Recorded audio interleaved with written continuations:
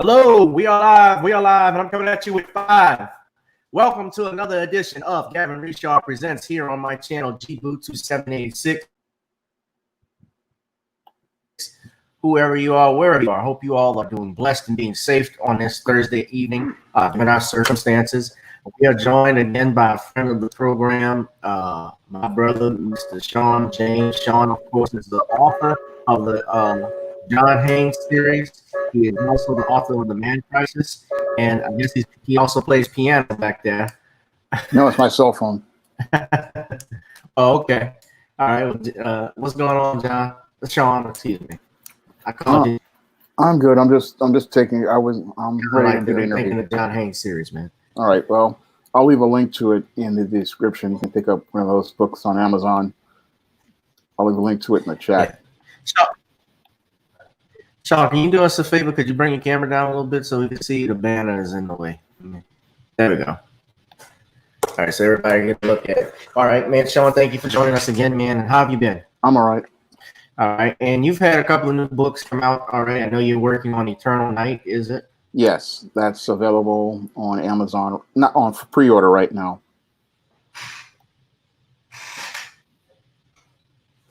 That's available now? No, it's available for pre-order. You can pre-order it on Kindle right now. I'm going to leave a link to that in the chat. So it's not available now. It's okay. I'm sorry. Okay, it's not available now. You had froze up, and that's why I had stopped you. So, okay, yeah, well, it's available for pre-order, and you have also the latest John. Is it the latest John Haynes? Yeah, which is The Man with Nothing to Lose. So I'll leave a link to both of those in the chat, and people can pre-order them. All right, and yes, Shawn will. Yeah, and you can get those on Amazon.com. Shawn will have a link posted. I'll share with everyone. We got a couple people in the building too. Everyday People says, "What's up, Black man? What's up, Everyday People? How you doing?" We're gonna get into it, Shawn. There's just a lot of stuff that's been going on, man. This has been a busy week.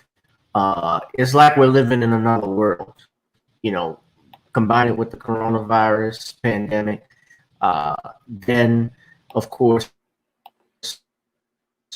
you have the back in February was what Ahmaud Arbery's killing. Then you had Breonna Taylor, and of course the George Floyd lynching, because that was a lynching. Yes, it was.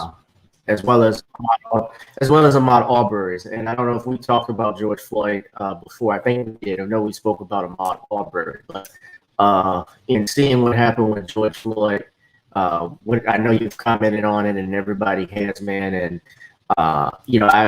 we've tried to figure out what is the solution with all of this. And of course, there have been talks about defunding the police and so forth. What do you think should be the first step that we do in regards to stuff like this, man? Well, the first thing I think people are going to have to do is we're going to have to really focus on acknowledging that there is a problem as related to policing and Black communities. And we're getting to that point, but I'm seeing where we're losing track of it because we don't really have leadership that is setting an agenda for Black people.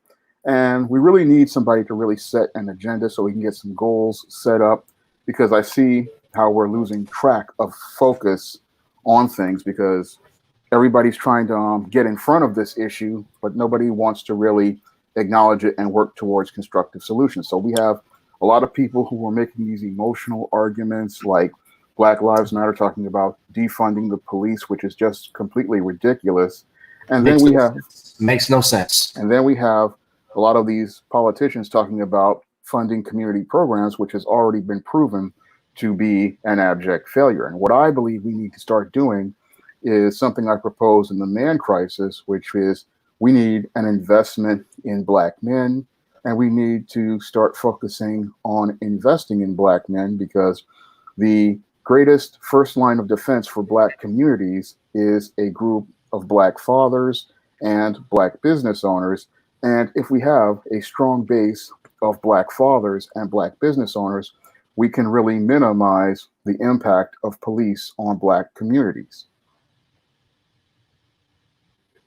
Right. And Shawn, let me just say this to top on point on what you're saying. I've been reading the Powernomics by Dr. Claude Anderson, and he hints about that because he talks about the hierarchy how racism works, whether it's horizontal and vertical.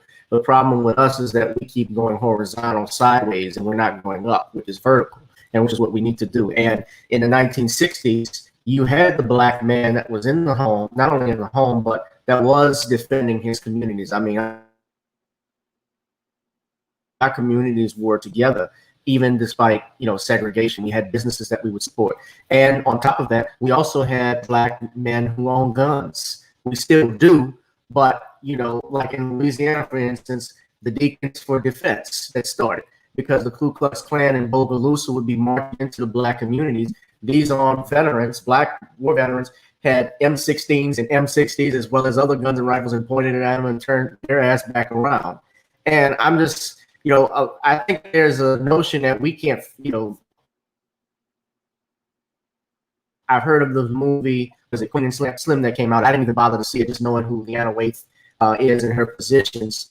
But I saw from people telling me this. I talked with a friend of mine. He's like, he's like he's tired of showing movies like black people can't.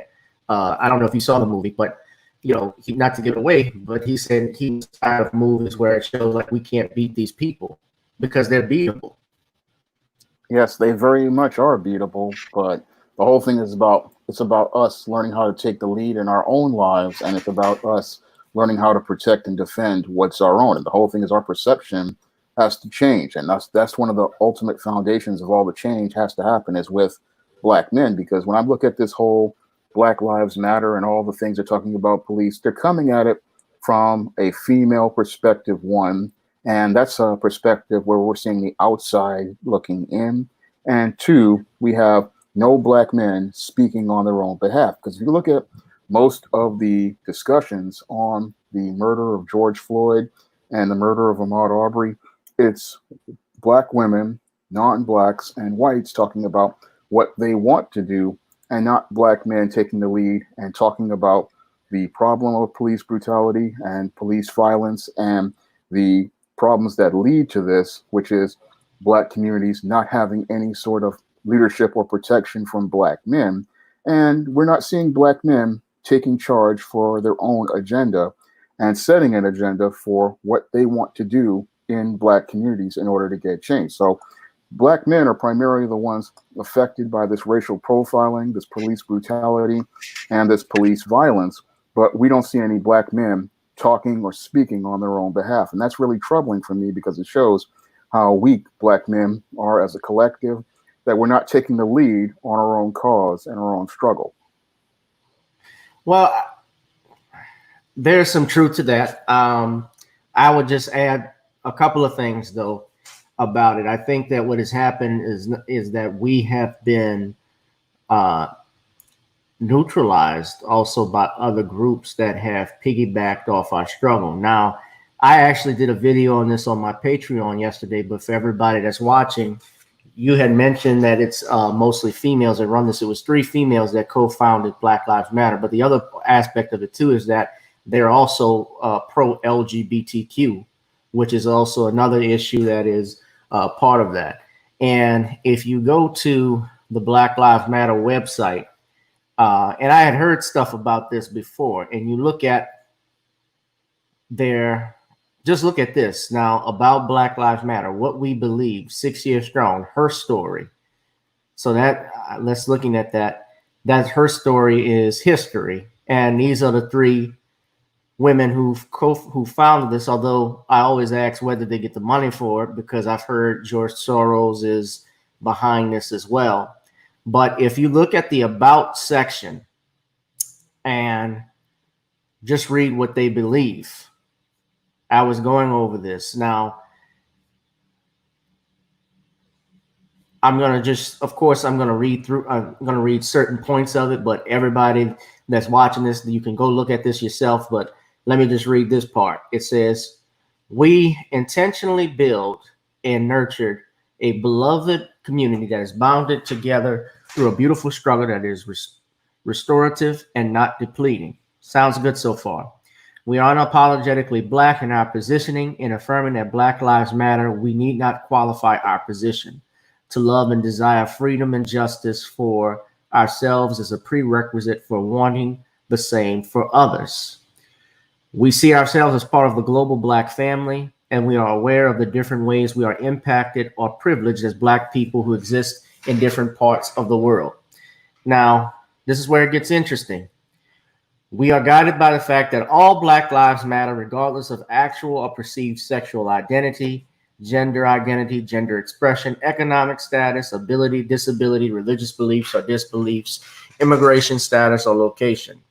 We make space for transgender brothers and sisters to participate and lead. We are self-reflexive and do the work required to dismantle cisgender privilege and uplift Black trans folk, especially Black trans women who continue to be disproportionately impacted by trans antagonistic violence.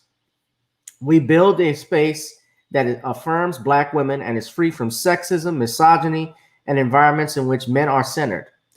We practice empathy. We engage comrades with the intent to learn about and connect with their context. Now, coupled with that, now this is another interesting part, Shawn. These two.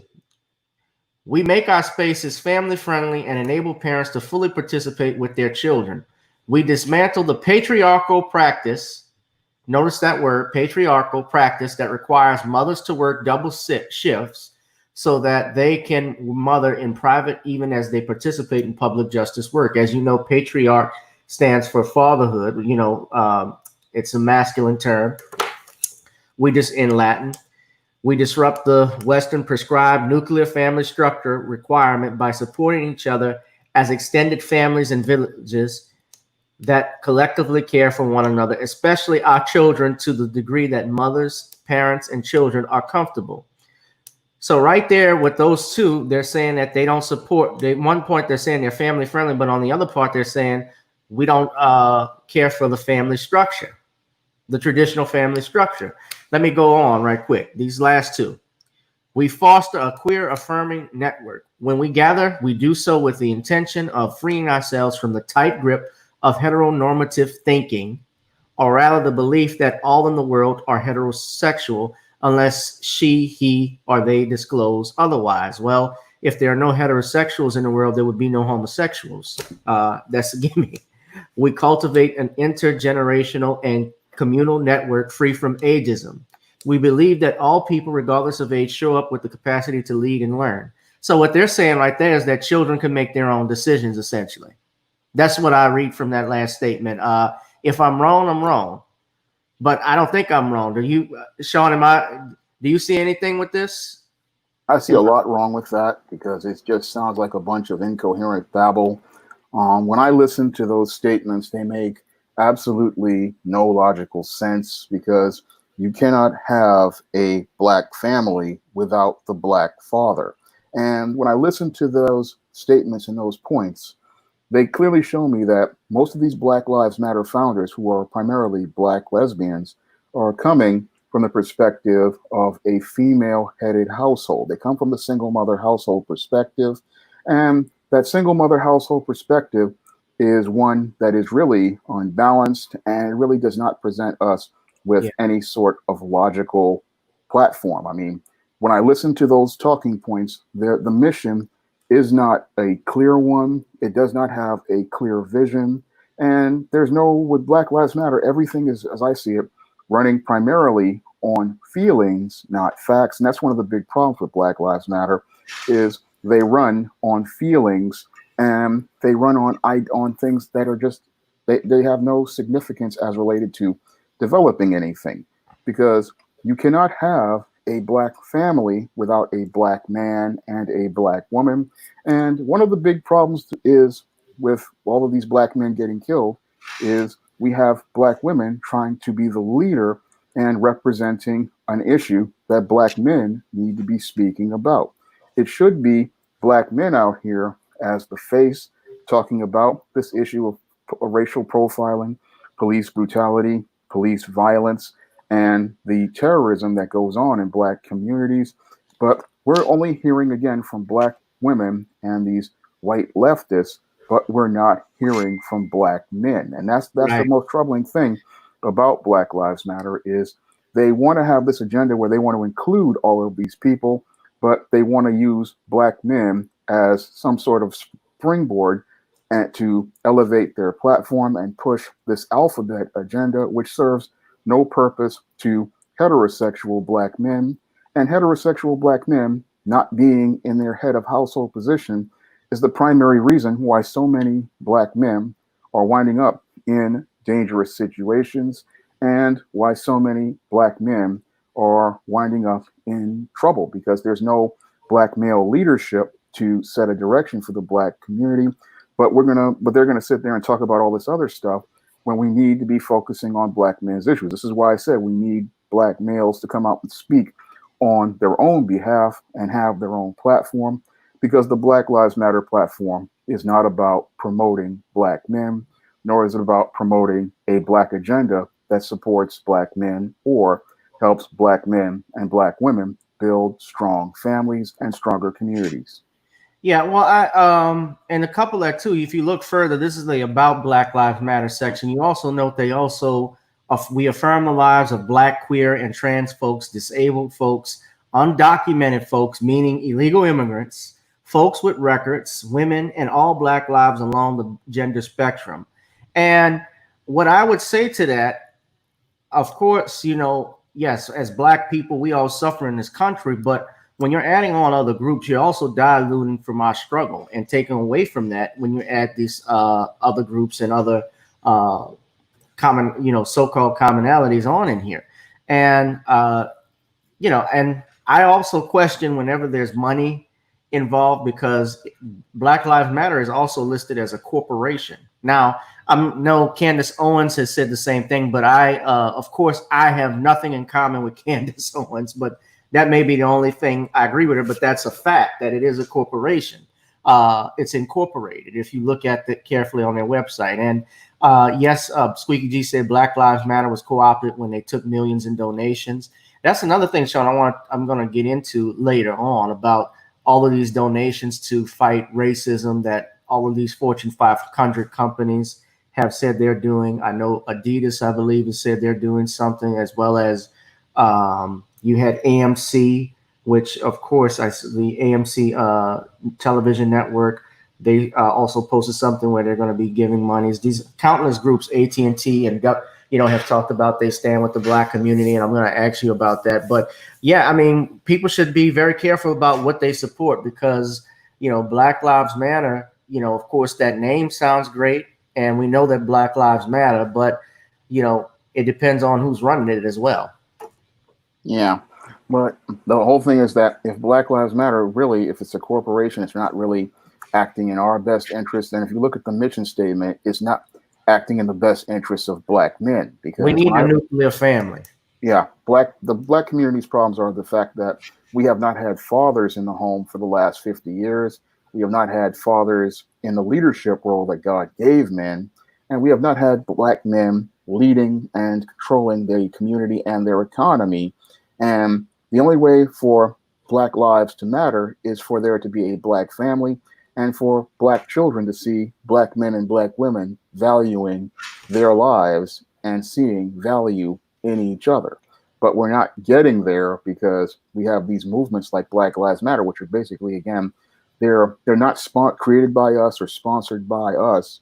And the missions are not about building black families. It's all about pushing somebody's alphabet agenda. And that agenda, again, is not one that supports the black agenda. And what I see is we need a black agenda, because when you have a black agenda, you can create a black platform that will address black issues, set a timetable for addressing those issues, and set some goals for achieving change. And we're not going to get change from Black Lives Matter because it's a very disorganized movement. It's a very directionless movement. And it's all, again, primarily emotion that makes people feel good, but really does not help anything grow overall.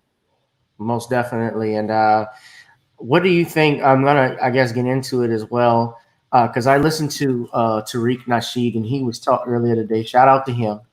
And of course, he was talking about Adidas. And Adidas, of course, is trying to, I guess, put resources into Black Lives Matter. And he stated that the Adidas founder, Adolf Dassler, that's where the name came from, that he was an actual Nazi, if I'm not mistaken. And supposedly Jesse Owens was the one who first wore Adidas track shoes at the 1936 Olympics when he beat, the Aryan race, supposedly. And I'm looking here, though, it says Adidas was founded in 1949, which is, of course, after, no, it was founded in 1924. I apologize. Then it was called Gruber Dassler Schlucksfabrik. I hope I said that correctly. But it was founded as Adidas on August 18, 1949. So they changed the name of it. So that's what happened. But yeah, Dassler persuaded U.S. sprinter Jesse Owens to use his handmade spikes at the 1936 Olympics. And of course, Shawn, you being a little older than me and being in New York, Adidas was, of course, made popular by Run DMC. Yes, I was there when it happened. You were there when it happened. Yeah, when I was a kid. Yeah, just for Throwback Thursday purposes and just a little, I guess, lighten the mood a little bit. When Run DMC, you obviously remember when Run DMC debuted. What was that like to see those guys on MTV, which was, I think at the time, still mostly segregated? Well, I used to watch them on New York. What is it? New York. It was like Friday night videos, and I used to watch them on the PBS music videos in U68. But they used to buy they started the whole shell tops thing and the track suits, and that's what made it popular. Otherwise, people weren't buying that stuff. If it wasn't for Run DMC, Adidas wouldn't be relevant. I mean, if it wasn't for hip hop, most of these sneaker companies wouldn't be anything. Yeah. And it's interesting though, but what is it why blacks can't get our own shoe company, our own shoemaking factory? Why, what are the rules that say that we can't have stuff like this? Because we can have that, but the whole thing is it's our mindset and our frame of thinking. The thing is that the problem with a lot of black people is that they have this mindset of the white man's ice is colder, the white man's products are better, and they buy into the idea that if they buy this item from this white company, that they will be able to have some sort of value and worth for owning these items, when it's us who make those items valuable by purchasing them. And if we go out here and purchase our own items, we can go out here and make value in it ourselves. The problem is our perception of self, and that's something that is hard to change because a lot of people don't know how insidious white supremacy truly is. And you have to get your mind right in order to find that and change your perception of self, where you start looking at black products and seeing value in black products and building and supporting your own. Now, when I go out here and I see a black owned product like Chris Brown's Omega Black, I see a higher value in that because it came from another brother. So I'm going to go out here and support it. Same thing with a lot of the Kickstarters I put pledges in. I see value in other black creators' products. So I want to go out here and elevate those products and promote them and support them so that these guys can get to the next level. So that's all about us and our perception. So we have to change our perception if we want to elevate ourselves. Well, most definitely we have to do that. But I mean, we still, as you mentioned, we still got to deal with white supremacy and racism at the end of the day, because I know being an attorney myself, when I've tried to get loans for my business, I've been turned down. I never got a break with certain things, and I had to do, and I still do side jobs just to go and support myself, just to get myself through the end of the day, because there may be days where I don't have that client that's going to come in. You're going to have a slump. So those things happen. But as a community, which is what, and Dr. Claude Anderson even says this right now, there is no black community. What we have are black neighborhoods at this time. And you see that because a community is where you can go back and you can not only live, but also build your businesses and work with your neighbors. Out here in New Orleans, and I've told you this before, in New Orleans East, we actually have right across from us, not too far, an entire village of Vietnamese, a whole Vietnamese community where they have, their shops and businesses right next to each other. They don't go out of that area unless they've got to go get something that's not there, but they come back there. They have their businesses there. They support each other. And of course, with all the money that they make, they send it back home to Vietnam. That's just, and that's something that they continue to do. I was reading, as I was reading further in Powernomics, I read that in the year 2000, for instance, in Detroit, the Arab community, which is only less than 1% there, they made over $69 million in 1 year, just because they have gas stations and convenience stores set up in the black part of town. And we support those guys. And of course, you saw with George Floyd, that Cup food store. And I've heard some stories about it. I don't know how true this is. And I don't know if I should say this. I was listening to Judge Joe Brown. Some people have said that this is just my opinion. So I don't know if it's a fact, but they say that was a front for a Palestinian mob. I don't know how true that is. So let me just put that out there. I don't know, but that's what I've heard. And I don't know about all of that, but I do know sometimes we go to these businesses continuously that disrespects us. And, that was the ultimate insult, where they supposedly George Floyd is giving a $20 bill and there's a counterfeit. But number one, we've never seen, what the bill looks like. It's irrelevant now because Mr. Floyd is dead. He's not going to have his day in court. And something like that didn't require for police officers to be out there. And, it's just dangerous times we living in, bro. Well, I've been living with that ever since I was a teenager. I mean, I remember going to a Carvel in 1989, and I ran into the exact same thing when I had a $10 bill. I was getting some ice cream for my family, and this clerk decides that my money was not what he thought was real. And thank God I was able to just leave the store and in one piece. So we've had this for years. And the big problem with our black neighborhoods is the fact that we don't have people looking to go out here with a builder's mindset to take back our neighborhoods.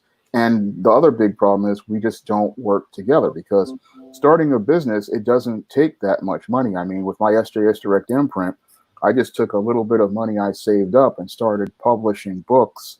And a lot of people, they want to think that it's starting big, but starting business is something small, and you have to work, and you have to just take your time and go really slow. I mean, I've been at this for 10 years and I've made some progress. I'm not where I want to be, but I keep persevering and keep pushing, because I'm hoping that one day I can get to the point where I can sell thousands of copies of a book. I mean, Man Christ has sold 350 and it's looking like it's getting near 400. But a lot of people, they want to have, when they think of black businesses, they want it to be superstar out of the gate. They don't understand that the little support that you give in the beginning helps build this business, and it helps it to grow.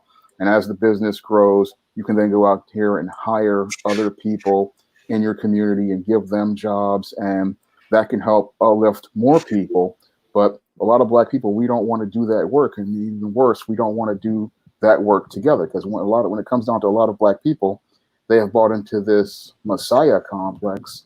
And because they've bought into this Messiah complex, they're thinking that one man is going to come in like Dr. King and be some sort of savior who comes in and saves the black community. And that's not the case at all. When it comes down to the black community, yes, we laid a foundation with the civil rights movement, but we have not really built on that momentum, because it was up to us, for all of us to come together and start building from there. But a lot of people, they're still in this, I'm waiting for this Messiah to come, but that Messiah is not coming. It's for you to put that work in. And it's like the Bible says, faith without works is dead. And a lot of black people don't want to put in the work, and two, they don't want to work together, because they think that if they work with white people, they will have something better. But you have to work together if you hope to build and achieve and accomplish something. That's why these Arabs are able to come into our community, because we don't come together to work with each other, and we don't think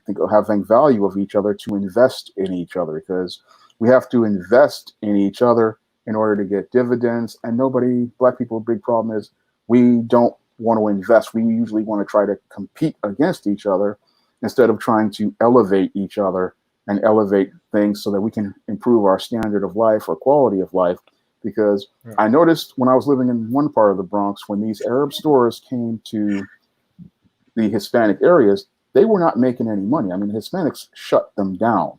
They practically I would see for the last 2-3 years when I was living in my old neighborhood, these Arab stores, they were just going out of business left and right because the Hispanics just refused to support them. But Black people will sit there and we'll support everyone because we've drank the integration Kool-Aid, and we're looking for social acceptance and we're looking for social currency, not understanding when you build, it's about building economic wealth. And what we do is we trade social currency, which has no economic value and no wealth building asset, for social currency and trying to be cool and popular with everybody else. And that has no value whatsoever. That's why Black communities stay poor, because we want social currency and not economic wealth. Well, let me ask you, on that note, do you think that store where George Floyd is, do you think that Black people should be shopping there? No, they shouldn't be shopping there. It should have their own stores. I mean, if we had our own businesses, it would be a completely different scenario. And if we had people who understood the racial profiling in these stores, they would understand not to go there. I mean, ever since I was a kid at 15 years old, I made it a point to try to avoid dealing with these type of stores whenever I could, because I know that a lot of these stores, they when they see a Black man, they always want to try to scrutinize his money.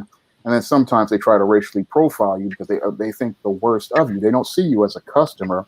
They don't see you as a human being. No, they see you as a criminal. And what they want to do is find some reason to come after you. So that's why I always would try to avoid shopping in those places. And if there was like a chain market, I would go there. And these days with the internet, I just order whatever I want so I can avoid dealing with these type of people altogether. I just rather just buy in bulk and order what I want, because I don't want to deal with this racial profiling and because I've run into this so many times in my life, what George Floyd ran into, where people are taking your money and scrutinizing it and trying to tell you that it's fake. And they wouldn't do this to a white person, but they do this to the Black person because they've bought into these stereotypes about Black people. And they have these ideas about Black people. And again, when I look at the Cup Food store, I hold them just equally accountable for the murder of George Floyd, because they escalated things in this incident to the point where this man was murdered. And they did this because they just wanted to be able to say that they could break this Black man down and say that he was some sort of criminal, when there is no telling where that money came from. I mean, a lot of these ATMs, for all we knew.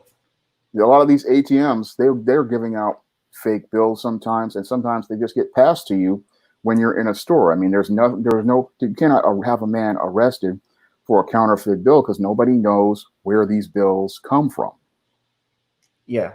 And like, I've had an incident. I had a lady who was telling me once, and my father even told me this, when he was in a store once. At one point, they had, money in the register. He was trying to get change, and they had a $20 bill that was on the counter that they wanted to give to him. He was like, no, you give me what's in the register, because, you have some money that's sitting out there, and they want to give this to you. That could be very well in and of itself be counterfeit and issuing a counterfeit bill. Now, legally speaking, I do know that when they get those or they suspect those, they have to report it either to the Secret Service or to the police. But, realistically speaking, still, there's no way telling that I don't believe George Floyd may have not even known that that thing was counterfeit, or they could have given him that bill. And I've heard stories about that and theories on that. I just don't know how true it is, but here's Mr. Floyd. He's dead. He can't answer for it. That's what we do know. Yeah. And And I want to ask you this though, but what are your thoughts on these corporations that are giving monies? Like I saw I mentioned Adidas earlier and AT&T. I also saw Bank of America, I believe they're giving like $1 billion. Michael Jordan is giving like $100 million to, they say, to people of color. And that's always a dangerous term that's ambiguous, because Asian community can be people of color. Hispanics can be communities of color, or people of color, excuse me. So what are your thoughts on that, Shawn? These are all symbolic gestures meant for these companies to try to avoid dealing with their racist corporate culture and to really avoid dealing with change. Because what a lot of companies want to do is they'll donate money to one of these nonprofits, and it'll passively look like they're trying to fight racism, but aggressively they're looking to not do anything except get a tax write-off.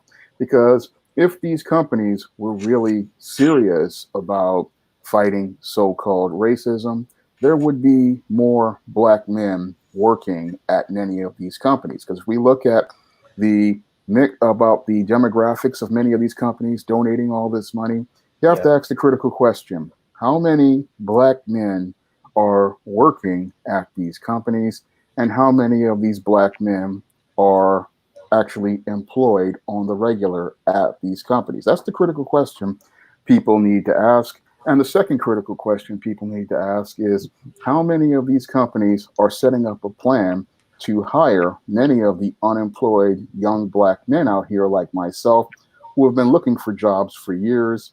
And are they making plans to help black men go out here and build careers? Because to sit there and say you're donating money to some nonprofit, that's just something you're doing for a tax write-off, and it does nothing to alleviate the problem. But if you're out here looking to actively hire black men and help build a black economy so that black men can go out here and build in their communities, like building the homes and building families and things like that, and building savings, then you're helping people. Because when a black man is out here and he's working, one, he has a purpose. Two, he can start setting goals for his life, like going out here and getting his own place, getting himself together as related to paying bills and moving himself ahead.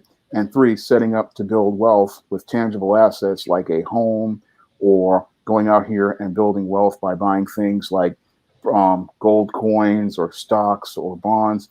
And many of these companies, they talk this game about how they're going to donate money to fight this so-called racism, but they're not really about fighting racism. They're all about symbolism.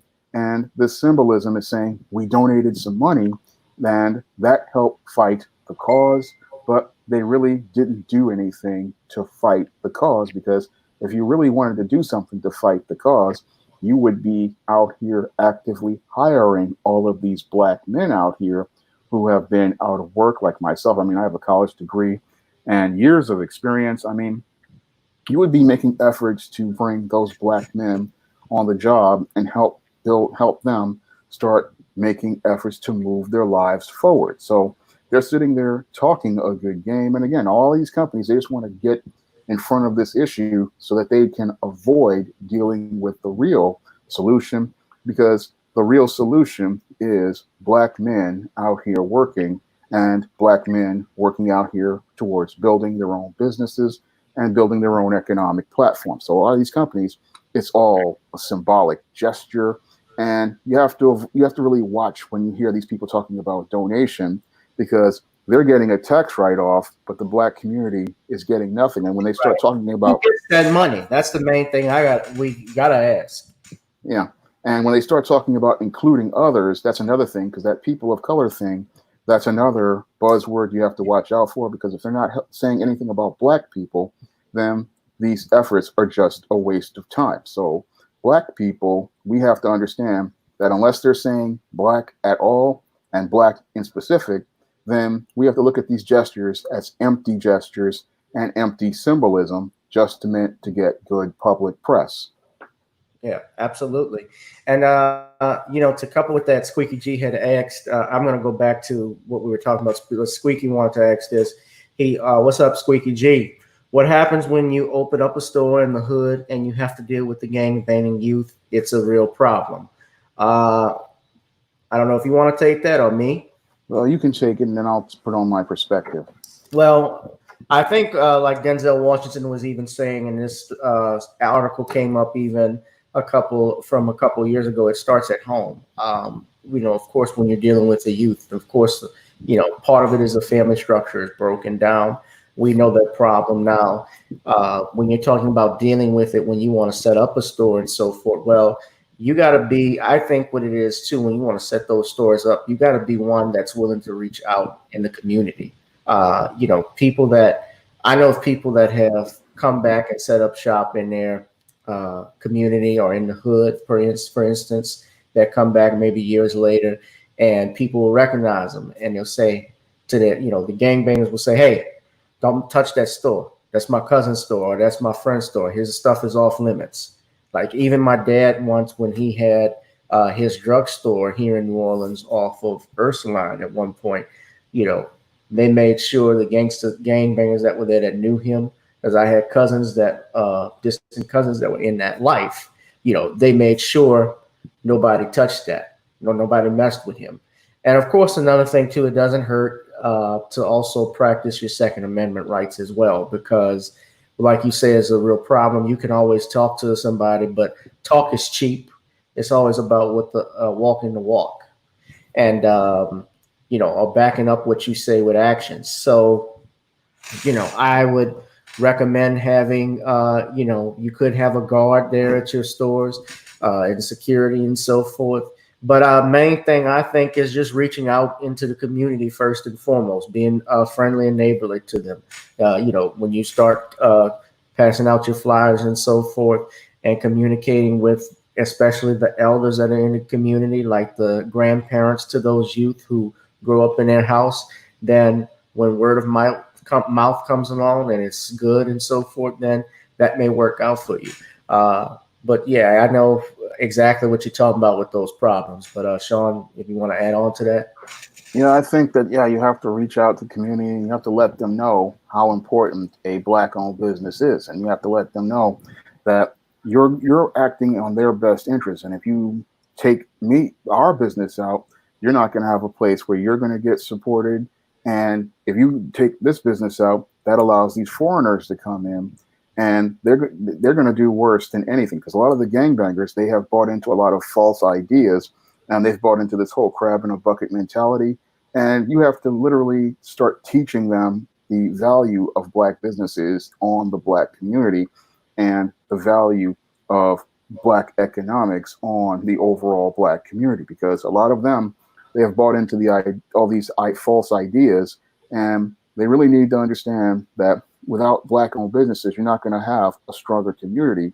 So they really need, again, people to just sit there and talk to them and give them guidance, because a lot of them are just buying into a lot of false ideas. So Black business owners have to really reach out to them and let them know, without our businesses, you're not going to go but so far, because these foreigners, they'll let you stand outside your store, but they're taking your money out of your community. But when you have the Black business, it's bringing money back to you, and can also bring jobs to you, and allow you to be able to help continue to build yourself up as well. Yeah. Shawn, I wanted to bring this up, just getting back on the George Floyd incident right quick, if we can. Did you see the interview on CNN with the attorney for one of the police officers, where he stated his defense was that if anything was that bad, why didn't anyone off the sidewalk or the public say anything or stop them physically from doing it? Did you hear that? I didn't hear that, but my response would be, the whole thing is nobody was going to do anything, because these police officers had weapons, and a lot of people feared getting arrested as well. So they were afraid of getting shot by these police. So that's why they didn't get involved, because interfering in police affairs, that's a felony, I believe. It is a crime. So a lot of people, they didn't want to get involved because they didn't want to break the law. But a lot of people are now saying that now that they see these officers are breaking the law, we might see them getting out here looking to fight back. But people, they have been programmed to believe that they can trust the police, that the police know better, and that the police are doing something. And if they're doing something, it's right. So this is something people don't understand. But again, these white supremacists, they like to play both sides of the argument. So you have to be careful when they ask these kind of questions. Right. Well, he's preparing for defense for his client. And, my thing on that too is that when there is a crisis, all laws are shut down. And, at that moment, if I like to think that I would have interfered, but of course I know if I had interfered, I would probably been killed with Mr. Floyd as well too also. But some people are, it's easy for people to play armchair quarterback with those things. But, I don't know if I could have let something like that happen to a man. And, the way he was killed was just graphic. Of course, he's not the first one, and he's not going to be the only one that died. But a lot of people were saying that, like, why nobody helped and stood alone. I mean, some people have said, I just would have died that day, just trying to fight for him. Remember, and if you read the Bible, remember Moses killed the Egyptian because the Egyptian was fighting the Israelite. He was actually going to kill the Israelite, and Moses ended up killing the Egyptian and had to flee because Pharaoh was going to kill Moses in the Bible. So, I mean, yeah, sometimes you got to do what you got to do too. Of course, as an attorney, I can't tell anyone to encourage people to break the law, but I also know that there's another law called morality that trumps all. And there's a human element that factors into all things. Because even when you look at the Breonna Taylor shooting, Mr. Tucker, the boyfriend who was there, he opened fire on those police officers, but those officers were executing a no-knock warrant. And sadly enough, they ended up killing this girl. And unfortunately, I saw recently on CNN, they announced a ban on no-knock warrants. So now if there's a warrant, you got to knock for it. But that's just in Kentucky. I also saw the governor's talking about free health care for all Black residents, which is not pretty bad. I think that is a tangible we could consider. But of course, and I'm getting into this also, you've seen Confederate monuments, Shawn, being taken down. I know here in Louisiana, in New Orleans, a couple of years ago when Mitch Landrieu was mayor, he started to take down the 4 statues that we had in New Orleans, like P.G.T. Beauregard and Robert E. Lee, Jeff Davis, and I'm trying to think of the major one here, the other one, but there were 4 that they took down. And we actually have those on the steps of courthouses. But, I consider these removals symbolic gestures and not of substance per se. And of course, NASCAR had announced that they're removing the Confederate flag from all events. But I'm like, who watches NASCAR? But just your take on the removal of the Confederate flag and monuments. Do you think it's a big thing we should all be rejoicing of, or? I don't think it's anything anybody should be rejoicing over because, again, this is more symbolism. And a couple of years ago, we had a lot of people trying to lobby to get these monuments taken down. And back then I said it's not something we should concern ourselves with because our ancestors weren't concerned about these monuments back in the day. When I look at our ancestors who built these Black-owned businesses and built a Black community, they weren't concerned about these statues. They were concerned about getting themselves ahead. And they weren't really concerned, so we shouldn't be concerned. What we need to be concerned about is building our own platforms and teaching our kids about what these symbols really mean. Because what I see, again, is another passive-aggressive gesture where, yes, passively, they are getting rid of these so-called racist statues of these people from the Confederacy, but aggressively, it's another effort to revise history so that they can change the narrative. And if you don't have the pictures there or the monuments there to show you this history, then you can't teach people about what this era was and what this era was about, or understand the understanding of what these symbols are about. Now, when I look at the Jewish community, you don't see them talking about they wanted to get rid of all these Nazi symbolism because they don't want to forget. But with these people with the Confederacy, they want us to forget so that they can go back and let history repeat itself. Because the only way history repeats itself is if people don't learn about it. And if the symbols aren't there, you can't teach about it, so people cannot learn about what these symbols mean. Now, I look at it again as more symbolism to make Black people feel good, but it is not focused on getting us tangibles that our ancestors were working towards, even while these monuments were being erected. So we need to start thinking like our ancestors and saying, we don't need any more symbolic gestures. We need an agenda focused on getting us tangibles and making sure that we are working towards an agenda towards achieving goals for tangible achievement and accomplishment, not this symbolism, because I could care less about these statues being taken down. I want to see us getting tangible policies that reform our law enforcement so that Black people are not being brutalized and racially profiled. I want to see tangibles that provide Black men and women with equal opportunities in the job market and Black-owned businesses. And I want to see tangible results as related to rebuilding Black men into leaders and authority figures. And I want to see some investment in tangible efforts to rebuild the Black family and reestablish the value of Black fathers to the family. Those are the tangibles I want to see established for the Black community. I'm not wasting my time dealing with superficial symbolic gestures like donations to fight so-called discrimination and all this, and statues taken down. That stuff means nothing at the end of the day. What I want to see is an agenda focused on correcting these centuries of past discrimination and getting tangibles to Black people. Yeah, my thing is this. Well, I actually worked with a friend of mine. His name is now same a fellow attorney, nice guy. We were trying to get, he was doing a campaign to get rid of these Confederate monuments on the steps of the courthouses. And I understood, and of course I agree with it. Obviously, as a Black man, I can't support anything that's the Confederacy. And certainly when you're talking about going in front of a courthouse where you're supposed to get justice, I don't think something like that should be there. Although, yes, there is a historical significance behind these monuments. But of course, in America, you know, if you know the history, I know you do, the Confederacy was there, obviously, to rebel against the United States. And it was a sign of treason. And I know on military bases, they have acknowledged, I'm thinking the Marines, that all Confederate symbols will be banned, as well as in the Navy. Donald Trump has said flat out that he's not changing any of the forts, like Fort Bragg.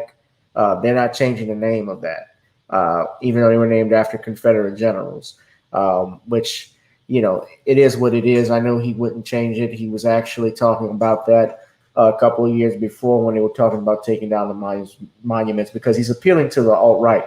Now, Trump is supposed to be in Oklahoma, Tulsa, Oklahoma, on Juneteenth.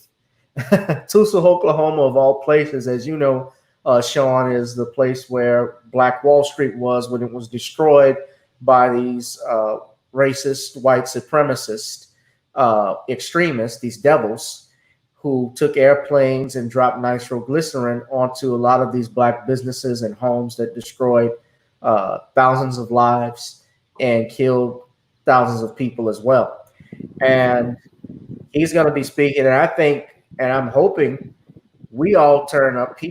Black people in Tulsa should turn up, because this would be a perfect time to push, since he's going to be there, reparations. And of course, we're talking about tangibles. And I have this clip of Joe Biden there. That's actually how he looks right now. He's getting.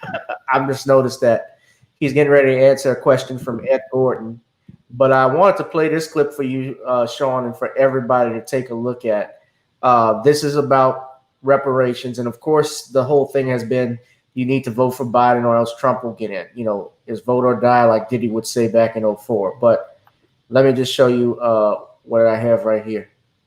We can find that we should know we can find that on Biden.com, but I'm not sure what your answer is to the reparations question. If in fact there are ways in which to get direct payments for reparations, I want to see it. But why are we waiting around for the study? We can deal with it. Well, they're not mutually exclusive. You don't have to wait around for the study. Exclusive. That's my point. No, but they don't, look, they're not mutually exclusive. But I can't believe that whatever it is, the African American community would not support what I'm talking about. In addition to, I don't think we have to. Let me ask you this. So we can move on, because we've got to get some phone calls in as well. But let me ask you this then: if in fact a calculation comes to you that you are satisfied with, would you then say, I'm for reparations? The answer is it would depend on what it was, and will it include Native Americans as well? All right, let me see if I can get Abba to get us a quick phone call in before we move on to our next topic. Abba? Okay, so that was that was Joe Biden. He was talking about reparations when asked a question by Ed Gordon, and his response was that only if it included Native Americans. And if we know anything, Sean, and he should be aware of this, that Native Americans received reparations even when President Obama was in office back in 2013. He had reached a settlement at that time, I believe, was one of the largest with some of these tribal groups. I believe it was over $400 million. There were also laws in place, but I believe the 1866 treaty that was in place after the Civil War that was supposed to give free Black people reparations, and this happened. But nevertheless, just your thoughts on what you saw with Joe Biden. Well, I saw him talking around the issue. He did not emphatically say he was for reparations. And then what he wanted to do was include another group. This is another smokescreen that a lot of these politicians like to use, is they like to throw in another ethnic group, like they like to throw in Hispanics. But again, this just shows me he's not serious about reparations. He's just dancing around the issue and trying to make it appear like he's interested in it. But he really, once he gets his votes, he's not going to really care about it. So when I look at this whole Joe Biden on reparations, he doesn't seem like he's very genuine on it. And because if he was really genuine, he would have emphatically just said, yes, I want to give reparations to Black people and Black people only. Because if he was really studious on this issue, he would have known Native Americans have been getting reparations ever since the days of after the Civil War. And Native American communities have been getting government funding and support for years. I mean, when I was doing research for an ISIS story, I knew all about this way back then. And this is something everybody knows. Native Americans have been getting reparations for years, and even Jews have been getting Native reparations for years, and Japanese people have been getting reparations. But they want to include other people so that they can try to minimize the damage they've done to Black people, because they don't want to pay reparations to Black Americans. What they want to do is throw in another group so that they don't have to deal with the issue of engaging Black people directly and dealing with Black issues directly.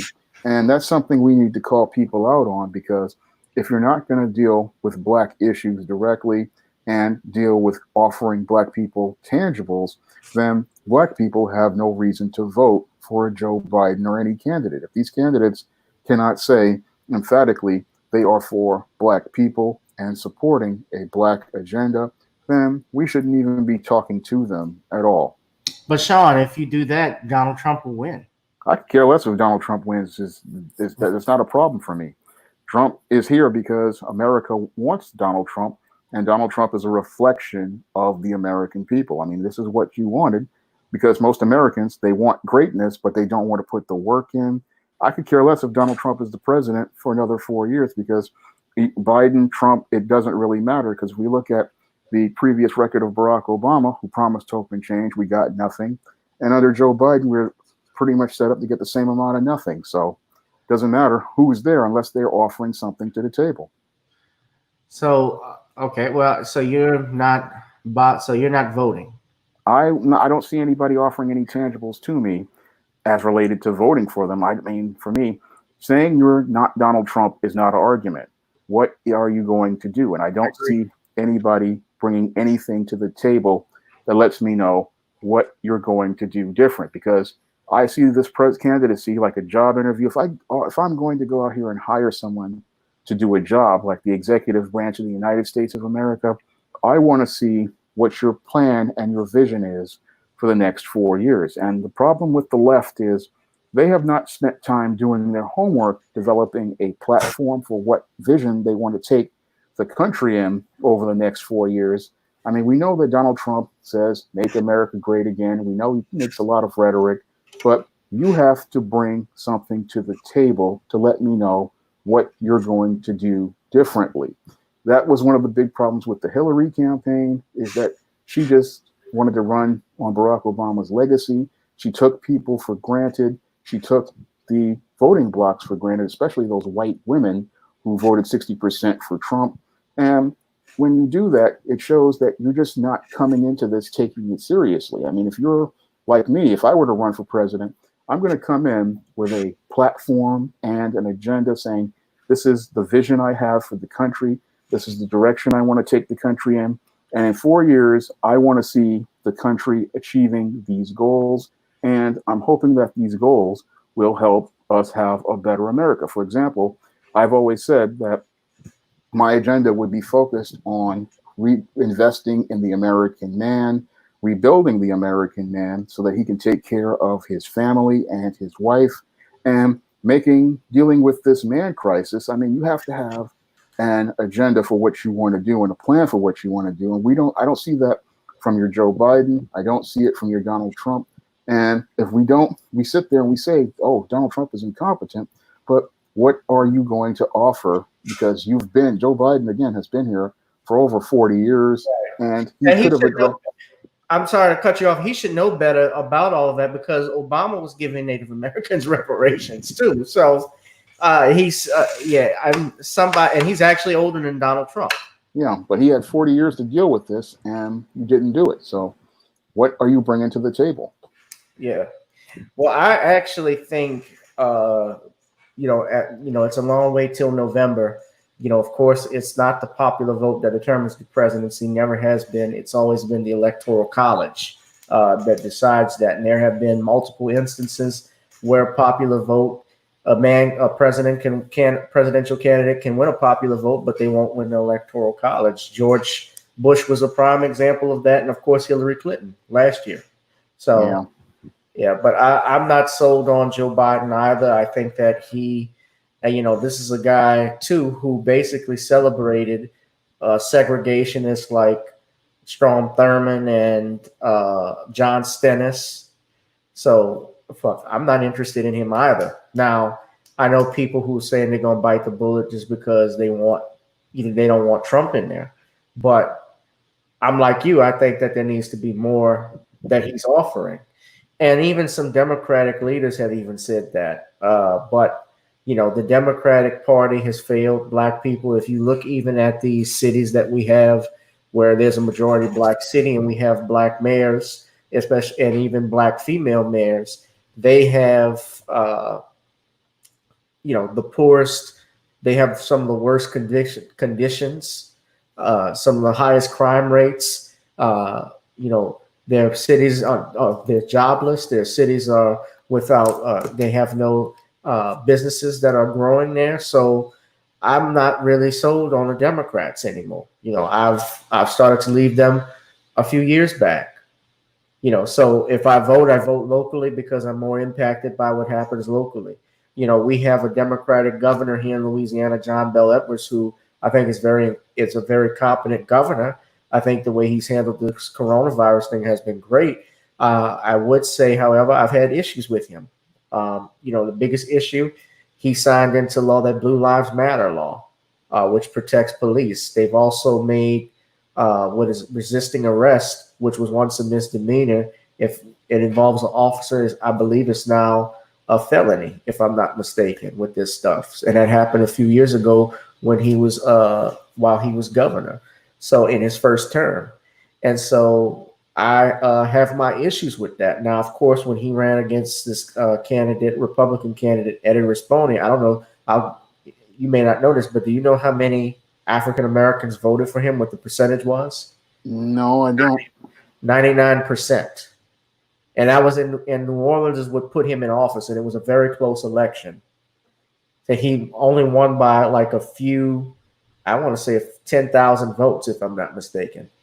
So it was very close. And of course, you didn't want Rispone because he's incompetent. But, those are the things we're always faced with. We're faced supposedly with the lesser of two evils, like we're saying here with Trump versus Biden. And, I think a lot of people are tired of it. I know every candidate is not going to be perfect, and that's not what I expect. But as you say, they got to bring something to the table. Yeah. Because when I look at the candidates, I look at it again like a job interview, and I want the best candidate for the interview. And neither one of these guys I see as qualified. Biden, again, you've been here for 35, 40 years, and all these issues were here. You did nothing about them. So he shows me that you're an ineffective leader. And Donald Trump, is just he does not have the public administration experience, nor does he have the vision to do anything. He's primarily mostly emotion, and he has no real vision for anything. He's just one of these trash talkers who makes a lot of noise, but he's not qualified to be a president. So I'm not seeing any candidates who are presenting themselves with, again, a vision for the country, an agenda they want to set for the country, a plan for what they want to take the country. And that's why I say I just can't vote for any of them, because I don't see what they're offering me, and I don't see what they're going to provide me. Because I mean, I've listened to these guys talk about jobs and all this stuff for over 12 years, and I have not been able to get one of these jobs that they have promised in that almost decade or so. But you know something, Shawn? Say what you want about Trump. You saw as soon as he got in, he started to do whatever the hell he wanted to do. He was pushing his agendas and stuff. He was proactive with things. Of course, they may have not been all for our benefit, but I noticed that versus Barack Obama, where he had a predominantly all Democratic. Well, he did have a Democratic Congress in his first 2 years, and we didn't get even a great deal of things. Even when he was termed out, I thought that perhaps some of these police departments, they could have, I wouldn't say defund, but they could have been stripped of some things. Like, of course, military style weapons that they've had, that they were using. They actually used, someone was telling me this in Ferguson, the chemical weapons that they had used that came from the federal government that they were using on protesters. So it didn't start with Donald Trump. Barack Obama called the kids in Baltimore who were uprising after the death of Freddie Gray, who were looting and stuff. He called them thugs and so forth.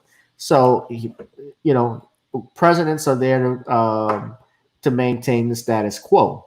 No matter what the color is or what party they are there to maintain the status quo and also be the face of law and order. So with Trump, it didn't surprise me with some of the things that he was doing. He's a reflection of America, as what you say. And I would not be surprised if he won again, just at the rate things are going. Because when you see these people out there with Black Lives Matter, all of us could be screaming Black Lives Matter, but what matters is what's going to happen on Election Day. Because CNN had it where Hillary Clinton was going to beat this guy, and that didn't happen. Same thing with Joe Biden.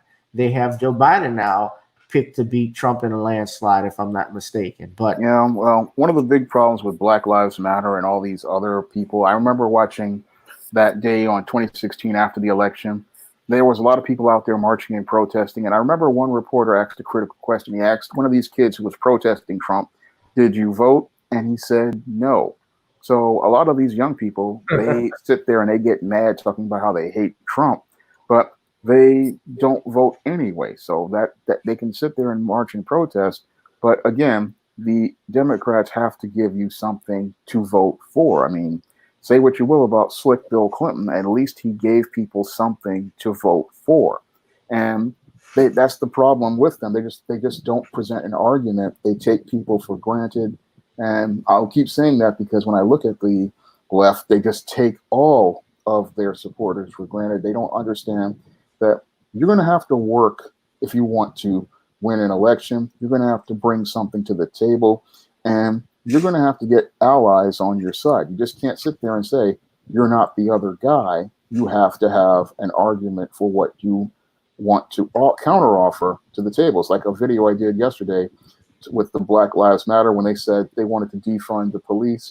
And I countered and said, we need an investment in Black fathers, and we need an investment in Black men. Because to sit there and say, we want to defund the police and then not offer something in exchange, that just is a hollow argument. Because I lived in New York City in the 1980s where where the police weren't there, and crime went through the roof.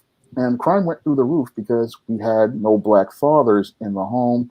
We had no Black men running businesses. We had no Black male leadership. And because there was no Black male leadership, we had nothing but chaos. And that's what we would have if we defunded the police. Exact same thing. And keep in mind something with that as well. If you talk about one thing that this can do, this may backfire on people, this movement now, because we're screaming Black Lives Matter. which, yes, of course they are. But then you're saying, well, let's defund the police. And of course, the conservatives and the whites, some of whom who are sympathetic, if you want to use that term, about what happened with George Floyd, although they may have been just sympathetic publicly, privately, they may go ahead and just say, after that statement, say, oh, this is too much. I ain't doing this shit. And then go vote for Donald Trump because they know that stuff is not going to happen under him. And it's not going to happen under Biden either, because Biden has aligned with the police departments. You know, these police unions, as you know, are extremely powerful. What I do think should happen when these shootings happen and we see what happened with George Floyd, I think that those cops, when they have to actually settle these cases, when the city has to settle them, those cops should be stripped of their pension, or that money, part of it should come out of the pension fund that they have.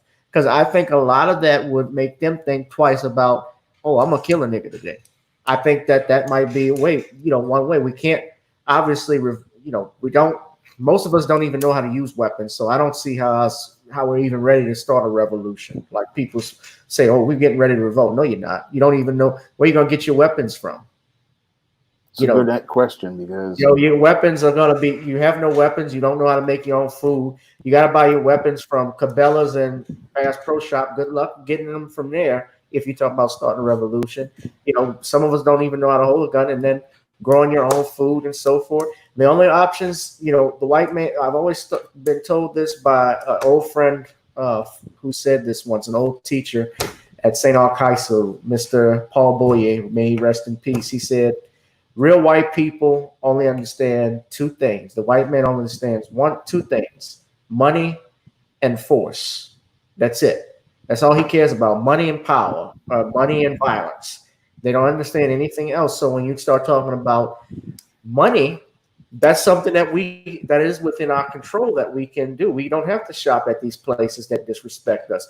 We can circulate the dollar if we get our minds together, as you said, and start investing in the stock market. Like I started investing in some different things, like and it's very simple. If you get apps like CashApp and so forth, you can invest, as you know, like in Apple or Nike or things like that. I would rather do that than just go and give them all my money on shit that's gonna break. Yeah, I have to agree on that. Yeah. But Shawn, I do want to ask you this before we leave. Are there some businesses that other ventures outside of writing that you're interested in? I do. I look at all black-owned businesses. If there are black-owned businesses, No, I mean you that you are interested in, as far as, like, you're a writer, but I mean, do you have any other business ventures? Like, did you ever, think about setting up like a school to teach writing or things of that nature? With not yet. I'm not ready to do that. That's why I do the live streams and stuff, because I'm trying to get ready to do that type of teaching. I usually do that type of teaching on a live stream, and then I just take the super chat money, and that's how I do that type of thing, or I do a Patreon type of thing. So that I take baby steps with everything. I don't really rush everything as related to business ventures. Yeah, and that's what you got to do, because it may hurt you in the end. Because I was getting ready to do a comic book venture, but then I couldn't raise the funds, so it's a lot of work to get stuff going. So when I was trying to do an Indiegogo, I tried to get it funded, but because I thought people were interested, but it just didn't take off. So I'm trying to find another way to do that so I can get my first graphic novel to the marketplace. So it takes time to do things. People think that you just can come out here and do it fast, but you got to have the support, and it's hard to get the support, especially when you're trying to do positive black fiction or doing things that are different or talking about different aspects of the black community. It's a very tough challenge. So it just takes time for me to get the resources together. I mean, 10 years ago, I wasn't here, and I'm finally starting to make some steps towards improving things. Like I just put a new cover on The Temptation of John Haynes after so many years, with that book having a hand-drawn cover.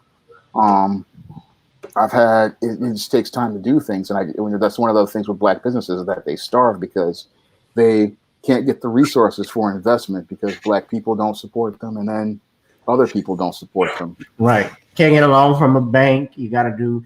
I mean, did you consider doing a GoFundMe page for, like? I have a Patreon that I use mostly for the internet and for paying for book covers and things like that. So that's all how I pay for most of the stuff. And I also use Cash App, but that's about it.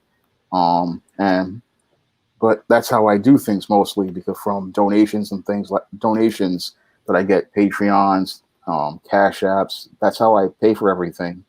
And again, it's a hard road because I'd hoped to have done all this with a full-time job, but it just didn't work out that way. So it takes time to do things, and when you don't have as much money, you have to work slower, but you eventually get there. I mean, if I had more money and I could get a big break, I would work faster and I'd be able to get more stuff out. Yeah, it does take time. I'm still working on my second book. You know, I haven't written my first. It's going to be my first book in almost about 12 years, actually. Just because I was busy at that time with law school and trying to figure out what I was going to do with my life, and I'm still doing that because I'm still a little young at this point, but there's still things that I think of doing, of course, and I know what it means, what it's like. So you just got to keep pushing it, man. But you're doing that. You've written over 75 books. Yeah. And you got The Temptation of John Haynes that is out right now. It's got a new refreshed cover. Finally, after 9 years, I finally got enough money to put the new cover on, thanks to my patrons and the donors and the people donating to the super chats. That if it wasn't for them, I wouldn't be able to improve the quality of SJS Direct publications. And you're welcome. Thank you. If it wasn't for you guys, I wouldn't be able to improve the quality, hire professional artists, and be able to even put some black artists on, because a lot of so for the John Haynes series, the covers are done by Mike Williams, a black artist, again, putting more money into investing in other black people, which is what I do on the regular, making sure that black dollars come back to the black community. I mean, in order for me to do that, I need the support. So that's what people don't understand. It's just, it takes time to do things, and it takes time to get things done. My next book, though, I'm definitely going to have it done before the end of the year. By the fall, I think before Thanksgiving, I think it should be finalized and have everything ready. So I'm working on that now during the summer to try and get fixed, and definitely just got to keep pushing it. So you hear that, brothers and sisters, donate to the channels of our fellow black YouTubers, because it takes a lot of work to come on here and give our time to you and to give you this information and to talk about things that are relevant. So you have Shawn's Patreon, you have right here. You can get his books. That's another way to support him, The Temptations of John Haynes. I have The Man Crisis, which I started to read, Shawn, which is a damn good book. How many copies of that song? I've sold about 350 and it's headed towards 400. Yeah, I have an electronic version of it, so I like that. But yeah, please donate to the channel, Gavin Richard Esquire, or GooglePay, gavin.grich1@gmail.com. I also have a Patreon, which is the YouTube name, gboot2786. And to my Patreons, who are probably not watching right now, I'm going to be doing another video soon. I also started doing a podcast on Anchor, and that's one way that I'm getting my stuff out. I'm actually probably a little later on tonight, if I have time, or tomorrow, I'll be uploading the next episode, because there's some new information that's coming out, and just to give you my thoughts on recent things. And so it's always good to do this, guys, and it's always to come on with Shawn. Hold on, we got a comment, one last comment.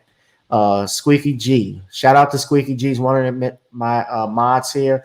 Squeak says, we'll definitely check out your books. Yeah. Oh, thank you very much. Yeah. We'll also check out one of my book, Katrina, Eyes Have Not Seen, Ears Have Not Heard. Where is that at?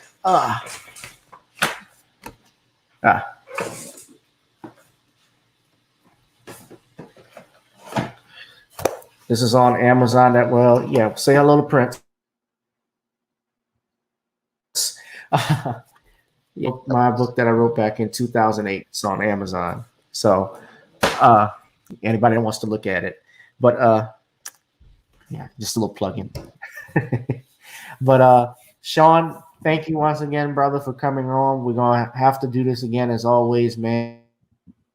All right. Well, thank you for having me. And you have a new live stream that you're going to be doing tomorrow? Yeah. I'm still focusing on the topic, but it's going to be about black male leadership as related to these George Floyd protests. And that's what it's going to be related to, because we really need to focus on Black men speaking for themselves. And that's something I want to see more Black men speaking for themselves. Because Terry Crews or Billy Porter. No, not these hand-picked people, but our own people coming out and speaking and talking about what we want, because everybody wants to tell us what we want, but we need to speak for ourselves and let everybody know what we want clearly ourselves. Yeah. And, you know, these guys who, of course, I've mentioned are, you know, Silly Porter and Terry Crews. These are the guys that we handpicked to speak on stuff like that. And, you know, I already commented and did my video on Terry Crews, but when you talk about shit you don't know, bro, you really need to be quiet.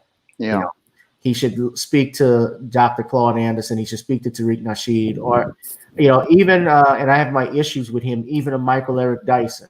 Yeah. You know, people that are at least educated. And, you know, he seems like a nice guy, a Terry Crews, but even nice guys can say stupid shit.